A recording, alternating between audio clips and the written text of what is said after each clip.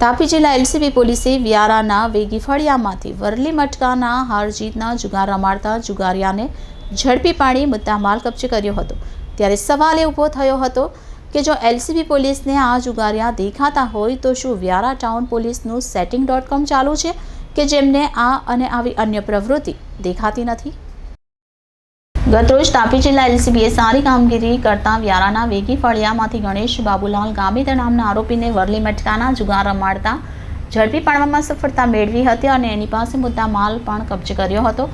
અને એમ જોવા જઈએ તો તાપી જિલ્લા એલસીબી પાછલા એક મહિનામાં 30 જેટલા કેસોમાં આરોપીઓને ઝડપવામાં સફળતા મેળવી ચૂકી છે। આ કામગીરીએ જ્યાં તાપી એલસીબીને પ્રશંસા અપાવી ત્યાં વ્યારા ટાઉન પોલીસ પર અનેક સવાલ ઊભા કર્યા હતા।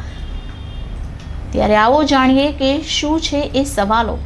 જો એલસીબી અને પેરોલ ફ્લો સ્ક્વોડ દ્વારા ટાઉનમાં ચાલતો આંકડાનો જુગાર આરોપી સાથે ઝડપી શકતી હોય તો વ્યારા ટાઉન પોલીસ કેમ નહીં? શું વ્યારા ટાઉન પોલીસના setting.comમાં વ્યારામાં ખુલ્લેઆમ ચાલી રહી છે ગેરકાયદેસર પ્રવૃત્તિઓ? અને જો હા તો કોણ છે આનો વહીવટ કરતા અને કોના આશીર્વાદથી વહીવટ કરી રહ્યો છે?